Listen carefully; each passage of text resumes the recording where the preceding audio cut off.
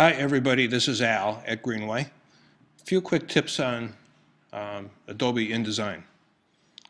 What I have is CS6, the newest version, but this applies to CS5 as well. In this paragraph, this top paragraph right here, I have some text that was given to me that I copied and pasted. It was given to me by a customer for a document that's in Spanish. And when I put it in here, because I have spelling or dynamic spelling on, and I have this in preview mode, the InDesign looks at all the words and will underline anything that it thinks is misspelled. Well, obviously it's looking at this in English, and these are Spanish words, so it thinks most of them are misspelled. But how do you handle this? And not only that, but you can also see that in this text block I have a little red box here which indicates that there's a text overflow problem. And the overflow means that there's more text hidden here, and normally what you would have to do is take this and drag this down and try to make it the right size and all that. But we don't have to do that. Let me show you what you can do. You can simply right click in this box, go down to text frame options, and hit auto size. Auto size is by default off. In this case, I want to auto size the height only. I don't want it increasing in width. I want it just height only.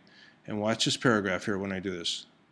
Click height only, and it gets it goes up. The entire size of the text block increased to make room. And you can see as I add more text to this, the height of the text block increases. How do we handle the Spanish part of this? Because I want to make sure that what I print and what my customer approves is spelled correctly. My knowledge of Spanish is very limited, so I would not be very good at proofing this myself. Well, here's how simple it is, and I never knew this before until I found out about it recently. But if you simply take all the text and highlight it and go right here where it says English USA and change it to Spanish, in this case, it can be any language, any of these languages that's listed. Change it to Spanish. You can see that most of the underlined words went away.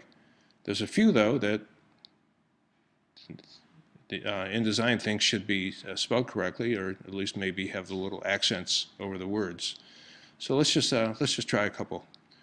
Here, let's see, technicos. If I double click on the word and then right click, you can see that it'll give me the correct word with a little accent over the E, which is much easier than having to find the glyph, the E glyph, with a little accent over it, and then never being sure that you're using the right glyph.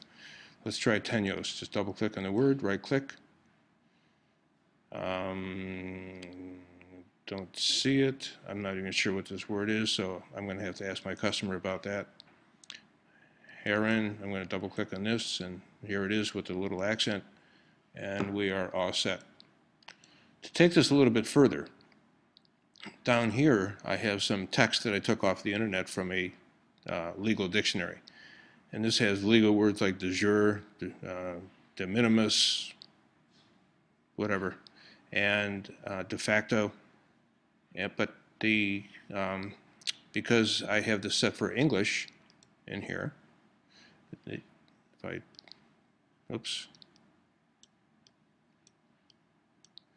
I double click on this and select everything in here, you can see it's in English. But all I have to do to make sure that the words are spelled correctly is change this to English legal, English USA legal. You can also do English USA medical. In this case I'll do English USA legal, and everything is spelled correctly. And the last tip I want to give you is something that very few people know about, and this is a heading. The rain in Spain falls mainly on the plain. It's in Cooper Black, regular, and it looks good, but it can look better. And the way it can look better is right here. this little metrics thing. If you simply change metrics to optical, it just changes the kerning a little bit so that it looks better to the human eye. Right now under metrics, it is mathematically correct, but under optical, it will become more pleasing. So here, let me change this again so you can see it. This is metric, and this is optical. Slight, but it makes a big difference in how your piece is going to look. That's my tips for today. This is Al at Greenway. Hope you enjoyed it.